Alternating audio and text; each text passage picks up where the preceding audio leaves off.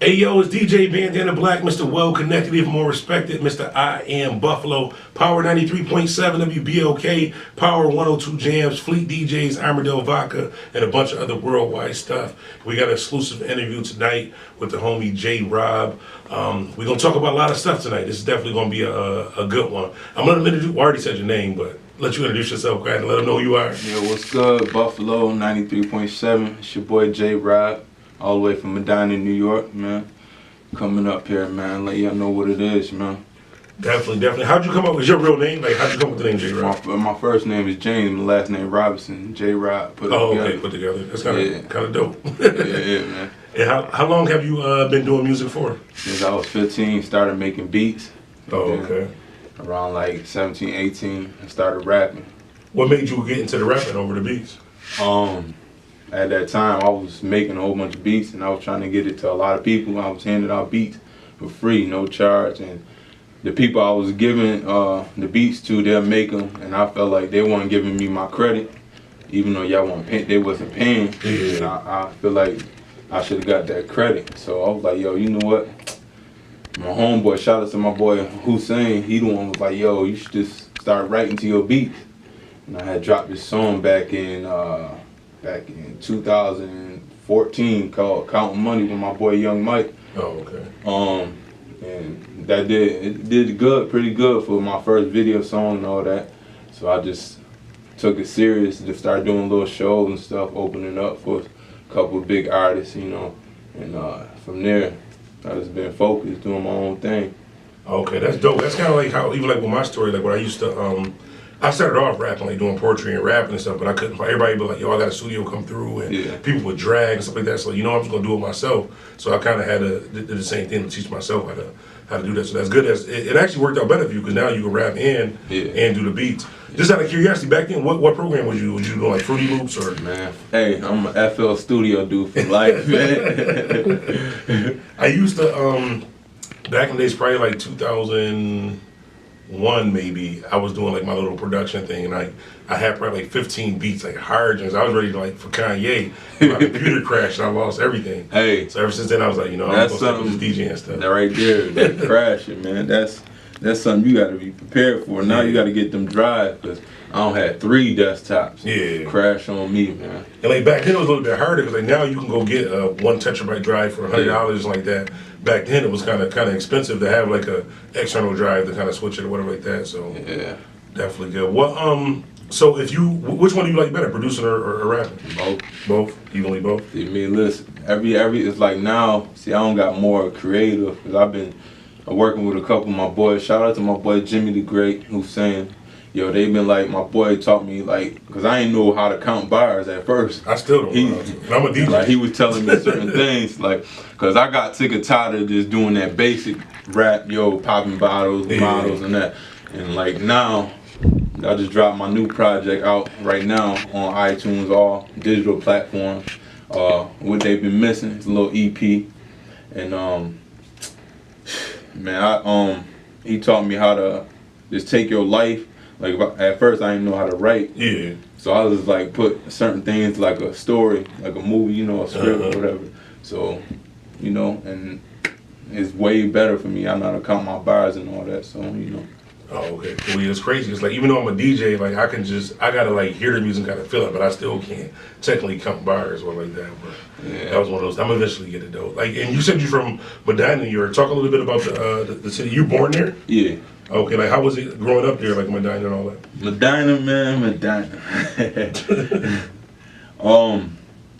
Medina, a little town, get overlooked. I feel that's a lot of talent. Yeah. And that's what my plan is for 2019, to help everybody. It's a lot of talent from sports to rap, but like a lot of people I know right now, I'm trying to take that and help what I can do and help and try to build as a town, one unit, like Buffalo. Yeah. I feel like you a big help to the city. Yeah, You know what I'm saying? And that's what I'm trying to do, man. 2019. Definitely. And what was I about to say? So Medina, that's like what is it, about like an hour and a half? Yeah, like 35 minutes. Oh, okay, cool. Yeah, I went out there to do a party out there. It was pretty cool. I went down there like during the nighttime, so I didn't get really a chance to check out like the different stuff that was in the city and everything like that. But what are some of the projects you already currently have out? Like, just give them a background of some of the stuff that you've already done. I got when I first started, I Am JDR 1 and 2,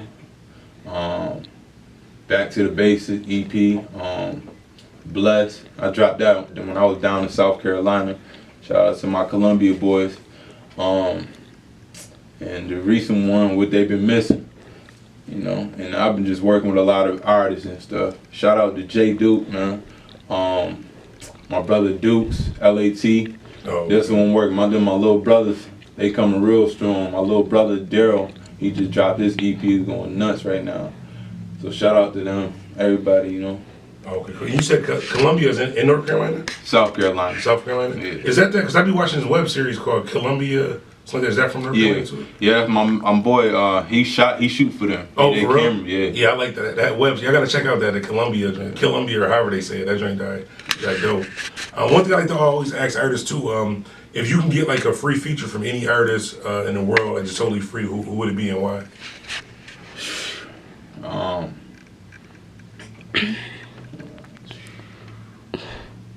I think Roddy Rich, I'm rocking with him. You go with him? Yeah. All right. What about producers? If you can get a free beat from anybody? Ryan Leslie. Oh yeah, that's the That's the first one I heard of. But that's listen, yeah. He the reason why I started making beats. Wow. I remember him and Kanye. I remember back when Kanye and he started doing them sample beats. That was that thing back in the day. I swore I was Kanye coming up, man. That's how I was when I was producing with the samples. But the only thing about the samples now, like, is like, I know you heard about the joint with who was it? The one artist who Lucid Dreams. Who's that dude? Juice. Yeah, Juice WRLD. Yeah, I was just watching it on YouTube. Yeah, That's why it's a big thing. It's a song called Run It Up. Yeah. I threw it on my EP, but I didn't really want to because the sampling. Yeah. But like, well, a lot of artists producers don't know, you got up to 4 bars to use that sample. If you go over the 4 bars, they can't sue you. Oh, okay. And he went over the 4 bars. That's how he got sued. And that's why I be telling artists too, like a lot of times, even if you feel like a record is that record, you better off reaching out prior to it popping. Yeah. Because he probably could have reached out to Sting or the state like that and was just like, yo, got this record, blah, blah, blah. He probably like, well, give me 20%, 100,000 or something like that. But he tried got 85%. And honestly, I know you can respect it as your producer also. A lot of people were reporting saying like, yo, he got robbed by Sting or like that. He didn't get robbed. That was his song. Like you sampled his song. He could have took 100%, really. Yeah. But so with the production too, like do you rap or do you use other producers for music or you just I use my own. On your own? Yeah. Would you rap with another producer? I don't even rap though. One beat it was by Harry Fraud. Oh yeah, I like him. That Shot Caller. Oh okay. Yeah. That's the only one I like that beat. But it's a big thing to me. I like just using my own. If I hear a beat similar that I like, I just try to create it the closest. Oh, okay. That's a big thing, you know. And you still use Fruity Loops now? Oh yeah. See, I tried to get it for Mac, but it wouldn't work. Yeah, you got to get the Mac version. Oh, you got a Mac version of it now? Oh, okay, cool. Because I wanted like in my spare time to try to get back into it, just on some play stuff, not to really like really do it. Like y'all really for real do it. Yeah. Record and all that. So.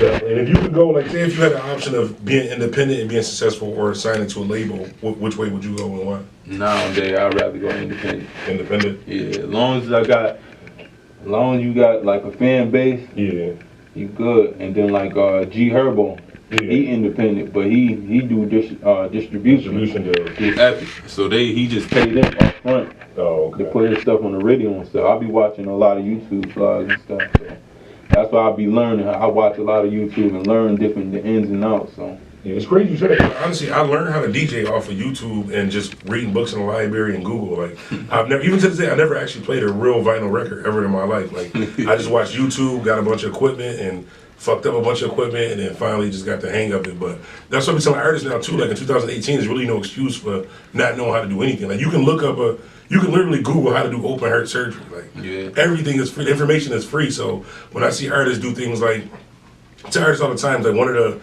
the major things to people checking out your music is you got to have good artwork. Yeah. Like the cover of your mixtape got to be a professional cover. You got to have professional stuff because your music can technically be. Say I'll give you a prime example. I was in King City. We got a story called King City. So like mixtapes and stuff. And this was like years ago, and it was this mixtape, and it was like this guy on the cover, it was like a red and white American flag on the front of him. Yeah, this joint dope. Never heard of him before and all that. And it was other artists out there who I knew was dope. I'm like, this cover looked dope. I picked it up and I'm listening to it. And one day I put up a stat. I was like, yo, whoever this artist is, joint's like dope. It turned out to be Conway. And then Malek hit me up and was like, yo, that's Conway. Then we're gonna send you some clean versions of it. Went hard with it on the radio. And he got like a bunch of radio play just off of that cover. If he wouldn't have had that cover, something that was actually catchy for it, I would have never picked up the. That's what I learned. The littlest thing stand out. Yeah. What's the hardest part of the game? Would you would say right now, as far as doing this music? Like, what's the toughest battle? Whether it's promotion, networking, doing songs, or what's the hardest thing for you? The promotion at first, and I sat down and taught myself how to market, how to bring in people. You know what I'm saying? And now I'm straight, man. That's definitely for the artists that's listening to. That's definitely. You hear what he said? He said he taught himself how to bring in people. So a lot of times, if you can't do something the right way yourself, you can find somebody else who can do it to kind of put the pieces of the puzzle together to get things done. Like I know, like with me, I'm probably not the best with. If I had to go to like a corporate meeting or to do a deal or something like that, I don't know these big words and talk all proper and stuff like that too. So I'd probably bring somebody along with me to help me understand or whatever else like that. The thing I was talking about with the marketing, because I remember I brought my little brother, LAT, shout out to him. We did a show out in PA, and something told me, but it was just like we was out, did a show, and like mad people, yo, where y'all from? Yo, you got an Instagram, you got a Snapchat, you got this and this. Yeah.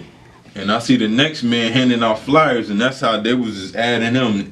That's how every state you go to, you hand out.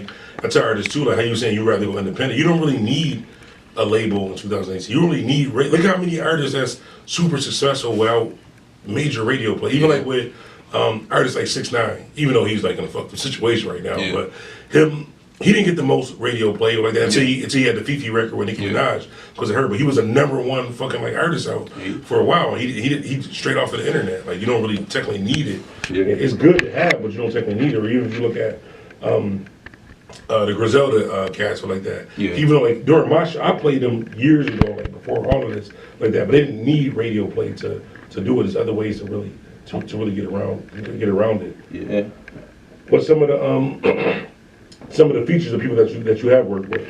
I kind of try to stay home base with like people I know. Like I said, my boy Young Mike. My brothers, I mainly do a lot of songs with my brothers, LAT, Dukes, Daryl, and my homeboy Hussein. And it's basically home base. I like to stay home base because we basically got a little team, so. That's kind of good. I mean, if you got everybody, if you like build a team of your own people where like this person rap, this person produce, this person does this, you can kind of work together as a team. It's actually smart. So then when you do blow, you're not really working with a bunch of strangers or people who you don't know if you can trust. These are the same people who was with you before everything Definitely. And besides, they say like, well, what's the ultimate goal like for you, like with the music like that? Is it to sell platinum records? Is it to have to sign other artists? What's the ultimate goal? Yeah, I want to sell some records, and later on, I want to fall back and take that producing career to another level and bring out artists. Because man, I'm telling you, that's why I'm trying to get my little brother up here. Man, one time, Daryl Haynes, look out for him.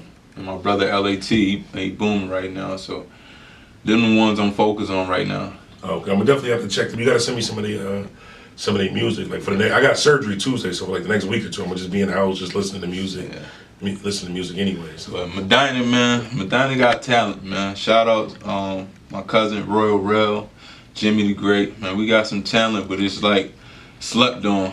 like I feel like Buffalo getting slept on too. Yeah. Cause there's a lot of talent out here, you know. But seeing Benny and Conway and all them busting out, that helped out a lot, you know.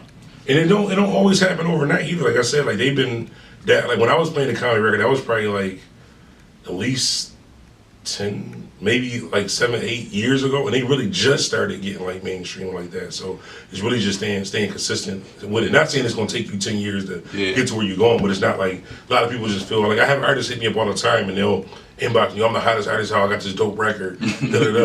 No followers, no videos, no shows, no nothing. Just I got this dope record. Like what can I do with that? And like in 2018 is more than just talent. You got to know how to market. Yeah. Like you said, it really put stuff out, networking, different things. Another thing when a lot of artists, and I try to tell my little brothers and stuff, like just because you throw a song out, man, you could throw a million songs out. That don't mean nothing.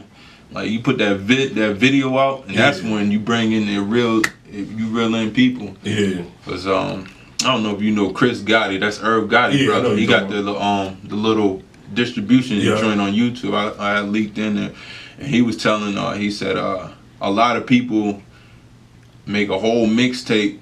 Out of that whole mixtape, you have 20 songs, probably 5 songs get listened to. So you just wasted that whole mixtape when it could have been hits. Just like 6ix9ine taking his song back to back. He been making hits, you know.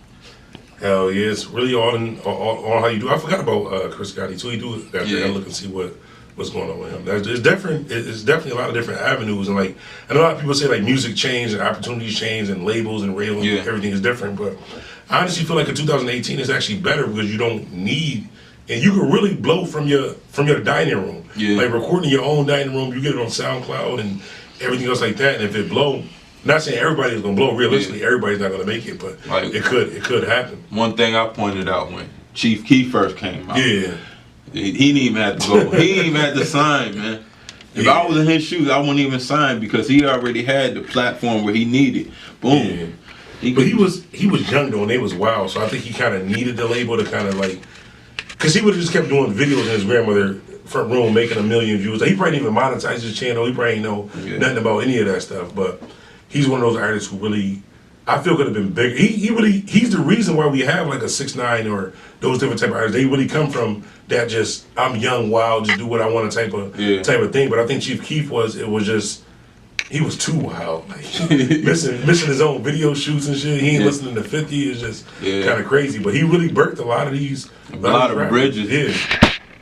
Him and I don't like to give him credit just for personal reasons, but even Soulja Boy. Soulja Boy's. Hey, that's why I knew it was gonna come. Okay. After that Crank That, he was a dud, but he still had people around him. He had a track with Amigos, beefing with them. You burning your bridges. Chris Brown, all them. But yo, and the thing, like one thing I tell artists who would just be real or whatever like that too is even like with Soulja Boy, like how when he did the Crank That video, he probably was like 13, 14, or maybe a little bit over, maybe like 18 like that. So we basically like even him and Bow Wow, like we seen them grow up their whole basically adult lifestyle. But now you rapping about you was the plug and she's like, when did this happen? Like what time period we watched you grow up from a kid? Listen, when did this happen? That's another thing. Like a lot of artists, if I'm coming in the game, I'm gonna be this. Yeah. That's when I'm coming in the game. I'm not finna come. But look, 6ix9ine bringing doing all this blood, He can't even go to a city. You losing money because you screaming blood, and you go to this city, it's Crips. So Soulja Boy, talking about this and that. You messing your money up, man. They don't understand like that trolling shit only gets you so far. Like even like with the trolling, I was telling somebody else I had an interview earlier, whatever. Like with 6ix9ine, like with the trolling thing, it does work to get you the attention and kind of get you in the game. It could, but it can also get you jammed up and hurt. Like trolling is okay if it's just funny stuff. Like say if you're doing like Fatboy SSC, something like that. If you're an artist, you're doing jokes, like funny stuff. But once you start disrespecting people and telling the whole coast like F y'all, or even if you look at like this is one thing too, like with 6ix9ine. He's the only human being alive who ever dissed Jay Prince and still alive. Ever. Like I've never heard anybody say anything bad about Jay Prince and still be alive. Like that shit it's just bad karma on you. He dealing with it now. Yeah. It's wild. It's crazy. Bringing that. It's not worth it. Like if you look at it, like 2 years of popping and making money ain't worth you dying or the next 10 years in prison. Yeah, man. Definitely. Now, what was the name of the you had sent me a song, I think it was like a video. Or Yeah, it was the single. I just shot that video back in September. Shout out to my cameraman, Yo Last, out of Rochester. How I Feel. Oh yeah, how did that song? I like that. How did that? A lot of people rocking with it, but a lot of people hit me up on Instagram and Facebook, and I respect it. Yeah.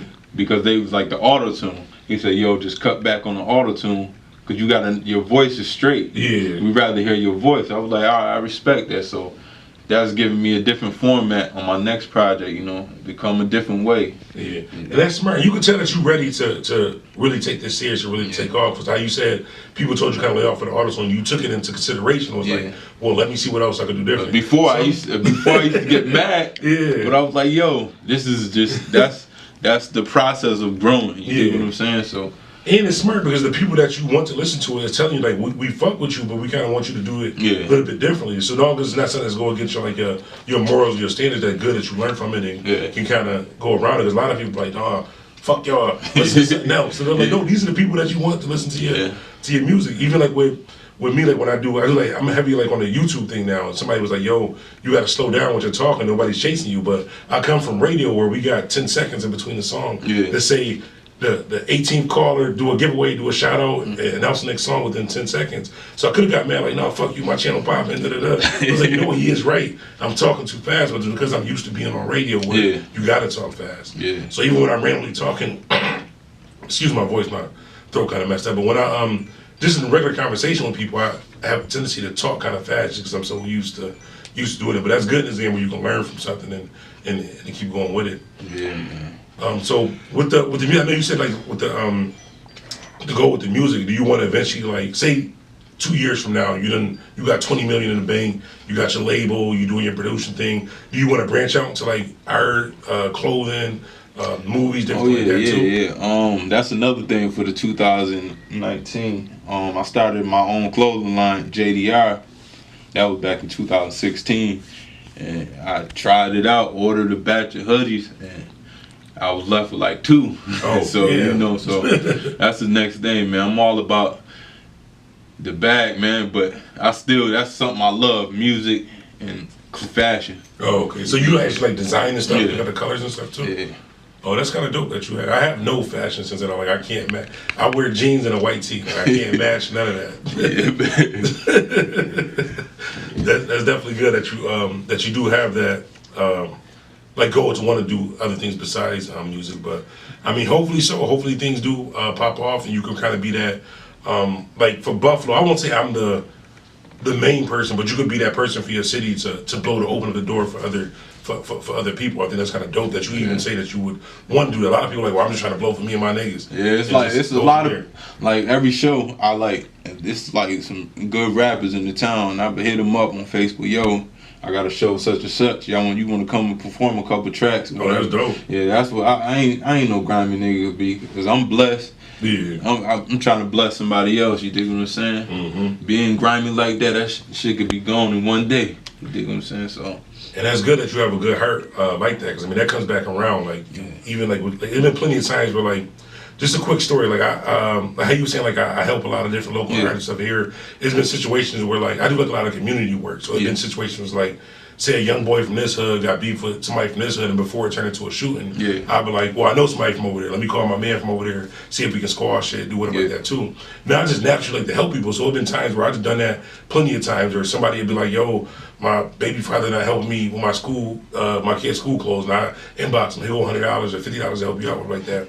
A couple years ago, I had like a knee surgery just out of nowhere. Like my knee was fucked up, and I was down there like completely like broke. Like we was eating potatoes for like a week straight, like fucked up. But I didn't want to tell nobody. And then one day I was just like on Facebook. I was like, "Yo," everybody asked me how I'm doing, and I'm saying I'm good, but really I'm just like fucked up. I've been out of work and like that too. So then mad people was like, "Yo, I remember when you did this for my son. Here, I want to see you somebody. I remember when you did this for this. Hey, this." It was just out of the kindness of my heart. I didn't even remember half the shit I was doing, but just to hear everybody say like, "Well, you just naturally got a good heart," like how you was saying like.